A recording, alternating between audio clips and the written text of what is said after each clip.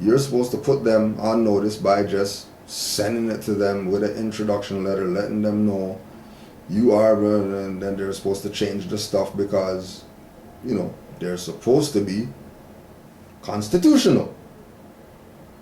You'll soon realize that they're not.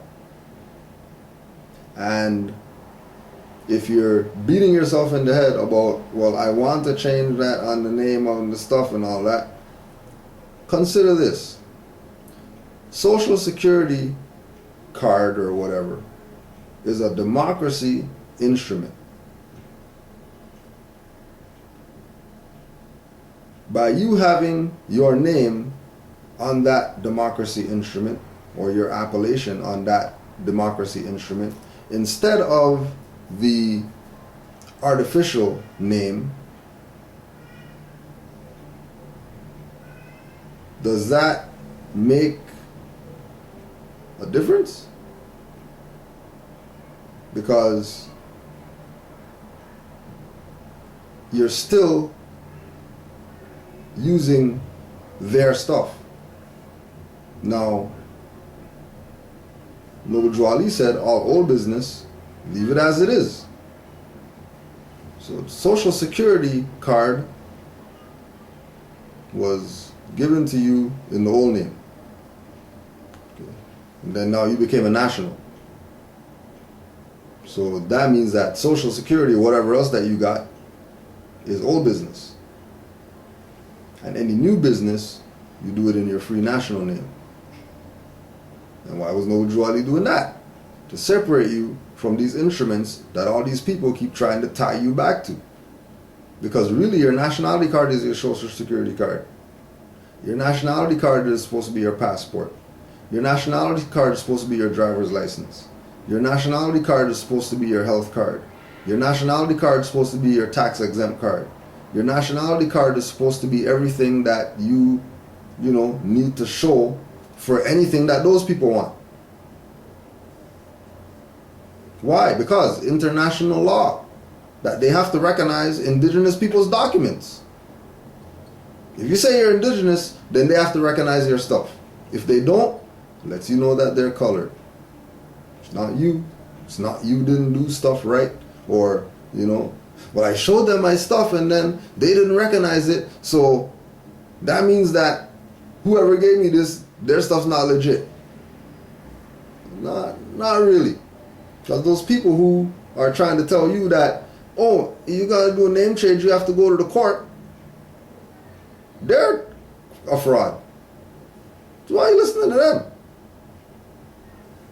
But we understand it's because of the training that they're the authority. We're part and partial to them, so they have some authority over some stuff, and they don't have no authority.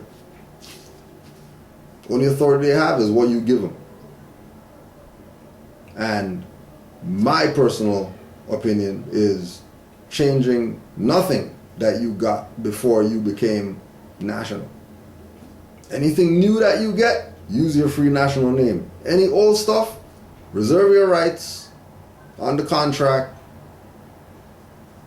going forward, and leave that stuff there.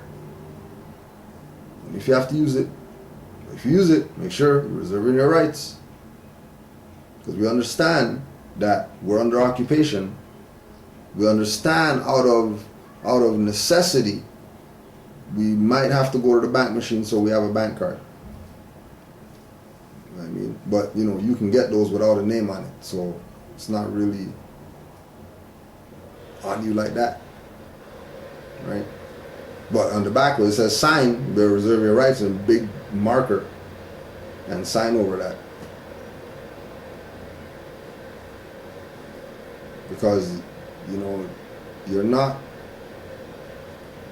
Social Security office in the past, yeah, they've changed more stuff and put their free national name on social and whatever else. But, they realized that they thought when they did that. So they're not, so forthcoming with allowance of certain things. Because remember, like we said, they circled Buddy's 7. So word's out. It's over. They're just trying to last a bit. But really it's over. And then all the Moors have to do is stand up. Brothers are from the east are already here, waiting. They're already here, just waiting. They already got their, you know what I mean, manufacturing and all that stuff set up and all that already. They're just waiting. Just waiting for these knuckleheads that don't want to realize that this is their estate over here. That's all they're waiting for. The brothers from the east are already here. Remember I told you, Nigerian, as soon as we said Igbo, she had eyes like this.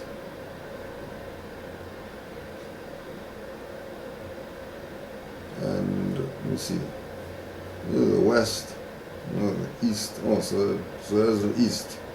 And then remember, they came in the picture, the family picture. Canaanland Moors barbecue, where we told people come to the barbecue, right? Some other people who were just there came in the family picture. What do you think they're trying to say? Right? But, you know, just know that there's mad colorable activity going on right now because people are trying to save face to the rest of the world. Because the world's fed up. And the world knows. The world knows that the Moors are waking up. And they're coming into this lost knowledge. You know. Next question, Brother Shabazz L. I've been trying to find out if Moorish Divine and National Movement is an international organization, being that we up here are of the movement, being that it is our nationality cards, which is a crossing of the colorable border between corporate Canada and Union States. In thinking of Article 36, I inquire to know if Moorish Divine and National Movement qualifies as an international organization, and if so, where can I find reference of its credentials that make it an official international organization? Well, let's ask the Prophet and see what he says about if this is an international organization or not.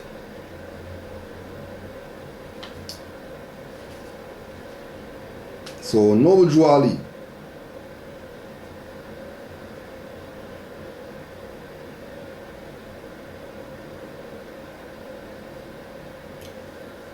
There is a host of jealousy about me and the movement now by the same people on our side of the nation that claim it was only a joke and unreal.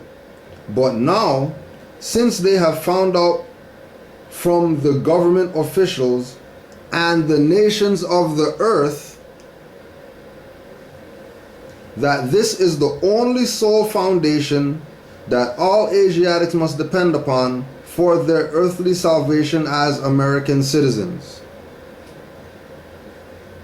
So, nations of the earth will take that to mean international.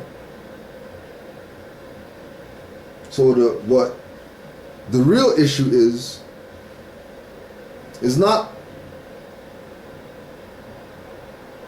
does the nations of the earth recognize Moorish Divine and National Movement as international, whatever? Do Moors recognize that their stuff is international? Remember, international community came out and said, you have a right to a nationality. After Noble Drew Ali said, Moors proclaim your nationality. You're not Negro, black, and colored. Like, he was very specific as to what you're supposed to claim. Nationality. which means nation. And if you're a nation, I'm pretty sure you're recognized internationally. I'm pretty sure. The question is, do you recognize that you're recognized internationally? Like we said, the lady from Nigeria came over here.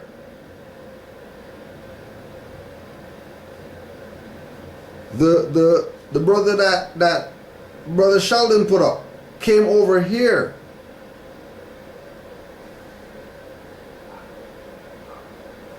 And they were talking about Morocco over here.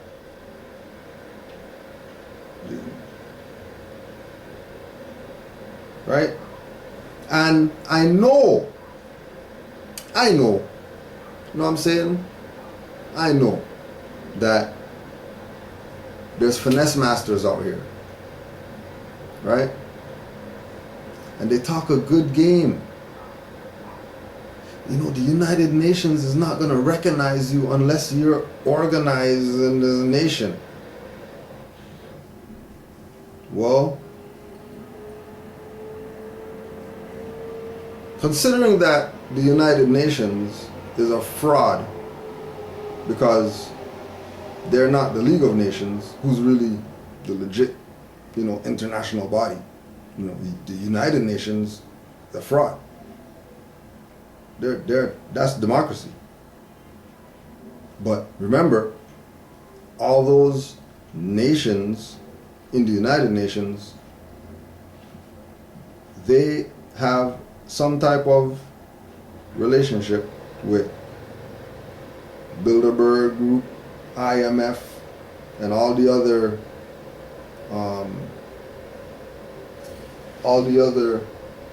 corrupt